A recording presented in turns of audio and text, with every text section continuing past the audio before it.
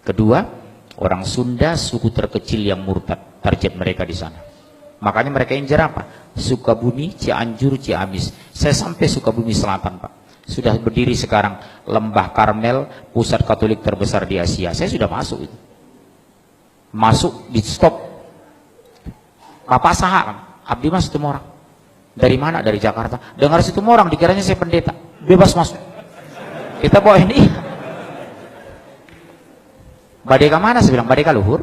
Sabar orang, tilu orang. Saya bilang, dari mana tuh Pak? Abdi mah dari Jakarta. Mendengar situ orang, oh bangga.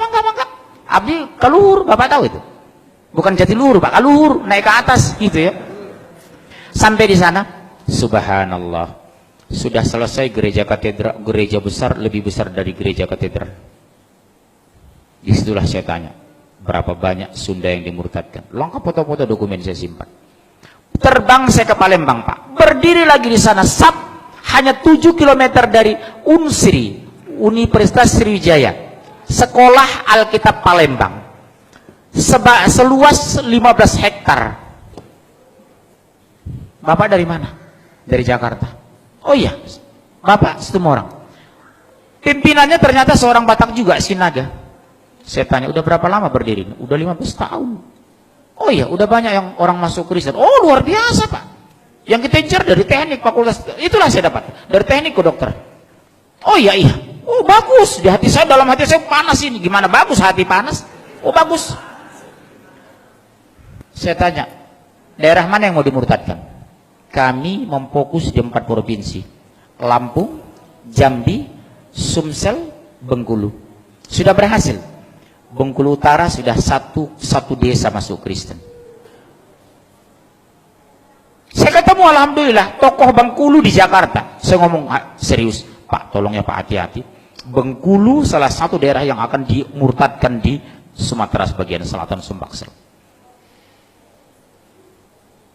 Luar biasa Pak. Lihat yang di Jawa Barat itu, Danu Khalil Winata, pendeta Danu Khalil Winata, pendeta Muhammad Solehin, pendeta Luqman Sardi, pendeta Lisa Odah. Saya bingung lihat umat Islam. Saya angkat ini nyaris tidak ada yang peduli. Padahal kata Rasulullah terhadap orang murtad itu nasihati, kalau mereka tidak kembali ke Islam, yang murtad dan dimurtadkan pancung. Makanya Amerika tidak suka sama Afghanistan itu, karena Taliban itu kalau ketahuan ada misi Katolik Protestan yang masuk ke Taliban, coba-coba murtadkan, pancung. Bapak tahu nggak? Saya sendiri yang melaporkan ke Komisi Hukum, Komisi 3 Hukumnya, DPR, Kapolri Sutanto, Presiden, Wakil Presiden, Menko Polhukam. Saya antar sendiri itu waktu itu. Ini ancaman terbesar bagi NKRI. Kenapa? Mereka sudah berani membangun pusat Kristen di mayoritas Muslim terbesar di Indonesia, Jawa Barat. Kalau melihat orang Batak Kristen saya nggak terlalu pusing. Tapi kalau mendengar bahasa Sunda ke gereja, Badeka mana teteh? Badeka gereja. Teteh mah Kristen. Sakit itu di sini Pak. Ini persoalan agama. Tapi abdi bingung, orang masa daerah cicing wae di ditu. Cicing Pak, cicing wae. Hati-hati loh Bapak orang Jawa Barat di sini. Peringatan besar Pak. Cianjur, Sukabumi, Ciamis. Saya keliling di 3 kabupaten ini. Kenapa Pak? Negara tidak pernah campur tangan ketika rakyatnya murtad. Yang kedua, demokrasi dan HAM dijadikan landasan melindungi pemurtadan. Betul?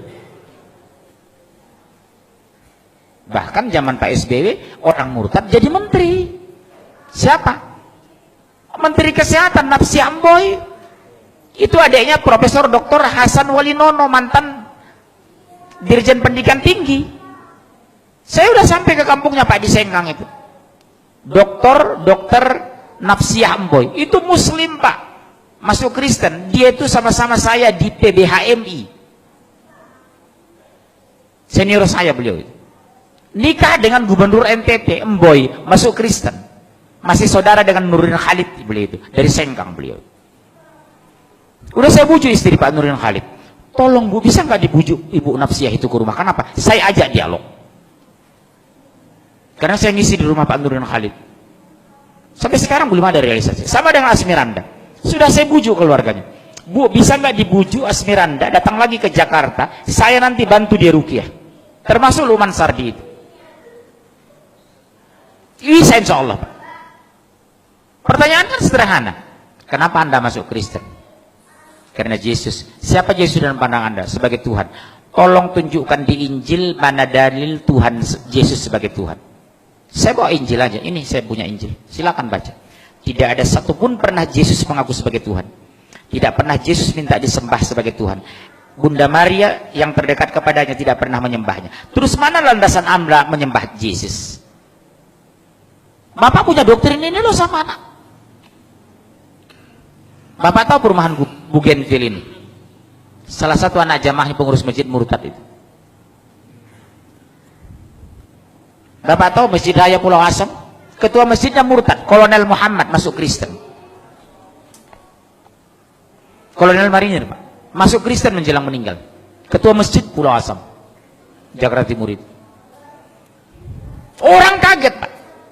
Begitu didatangi melayat pengurus masjid, sudah haleluya.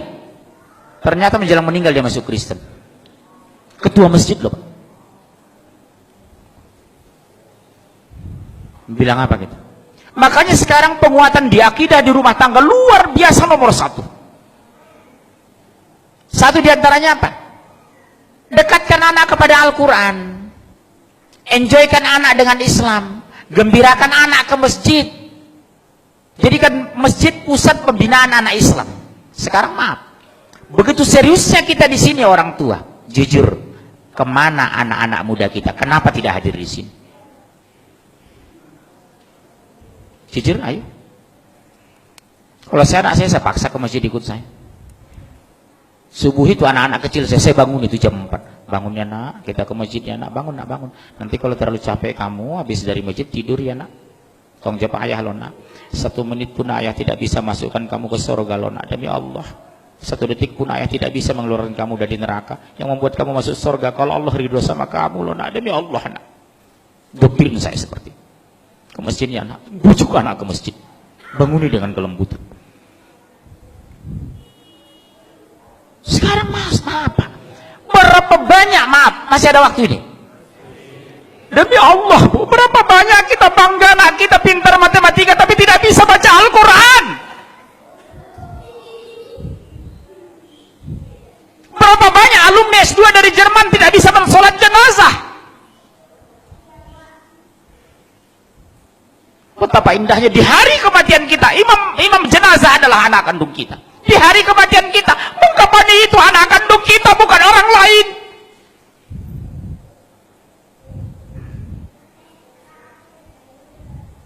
Saya pergoki Pak, demi Allah, jamaah saya 9 sekeluarga, semua orang kaya, 5 laki-laki 4 perempuan. Di hari kematiannya sibuk nelpon saya, tolong Ustadz carikan yang memandikan ibu kami. Subhanallah. Betapa sakitnya hati seorang ayah di hari kematiannya, anak menjadi penonton. Betapa indahnya hati seorang ayah di hari kematiannya, membuka busananya anak kandungnya, memandikan anak kandungnya, imam jenazah anak kandungnya. Makanya kata Rasulullah, orang yang paling berhak terhadap jenazah adalah ahli warisnya, saudara senasabnya. Sab pertama anak dan mantu kita. Sab kedua saudara sepupu kita, sab ketiga tetangga kita, sab keempat teman kerja. Jangan kita merapat ke depan yang bukan hubungan darah dengan jenazah. Makanya saya kalau masuk jenazah ke masjid, Pak mau jadi imam? No. Ada anak kandung nggak? Maaf ya Pak, nggak ada. Saudara kandung ada nggak? Sepupunya nggak? Dia lebih berkewajiban dari saya Pak. Bukan saya nggak mau jadi imam jenazah.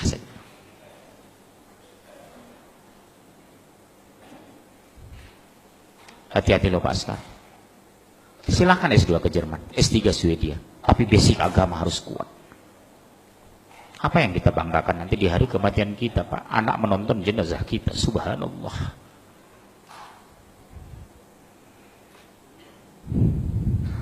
Di dunia saja sudah dipermalukan, apalagi di akhirat. Begitu diminta pertanggungjawaban di padang mahsyar, apa yang kita jawab?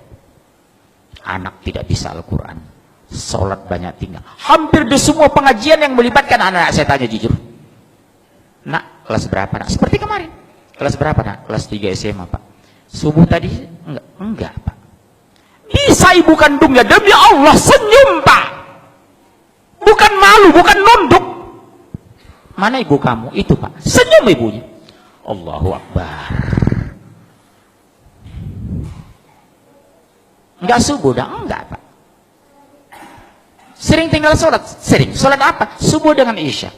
Isya kecapean, subuh kesiangan. Ibunya santai Pak. Maaf ya Pak. Demi Allah. Tolong kita koreksi istri kita di rumah pulang nanti, tolong kita koreksi. Bagaimana Allah membela kita? Allah biarkan akidah terluntar.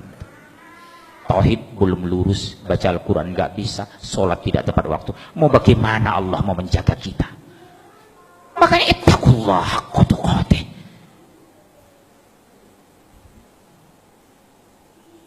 Jujur Pak, kita bangga kadang anak kita S2 S3, tapi kita koreksi agamanya. Sudah bisa nggak anak sholat jenazah? Kalau seandainya Allah takdirkan ayahmu meninggal, sudah bisa nggak mimpin jenazah? Masya Allah, subhanallah. Ini renungannya Pak. Saya nggak tahu apa ada masjid lagi 50 tahun lagi di Jawa Barat. Saya nggak tahu apa ada lagi sholat orang di Pasaman 50 tahun yang akan datang. Di sana Pak sudah banyak masjid yang kosong Pak, di Pasaman itu. Disuruh sholat, maaf saya pakai bahasa Padang. Anda adu piti di masjid. Bapak yang orang Padang Pak, hati-hati sekarang. Di Pasaman itu Pak, sudah banyak kita pergoki masjid yang terlantar, tidak ada azan lagi. Kita ajak sholat Pak, Pak ke masjid Pak, nggak ada uang di masjid, ngapain ke masjid? Sumbar loh. Yang dulu saya bangga dengan orang Aceh, yang dulu bangga saya dengan orang Padang, sekarang kebanggaan itu berkurang Pak, mungkin habis tergerus. Di mana lagi pertahanan Islam di Sumatera? Dulu saya bangga dengan orang Sunda. Setelah masuk saya Cianjur, ternyata sudah dipenuhi gereja. Makanya Pak, demi Allah, pulanglah ke kampung, pulanglah. Berjuang ini Pak, berhenti kita mati, mundur kita hancur. Subhanallah. Apa yang kita benahi? Kondisi akidah, tauhid ini. Di sini Pak, gak mungkin anak mau sholat kalau tidak mengenal Allah. Subhanallah.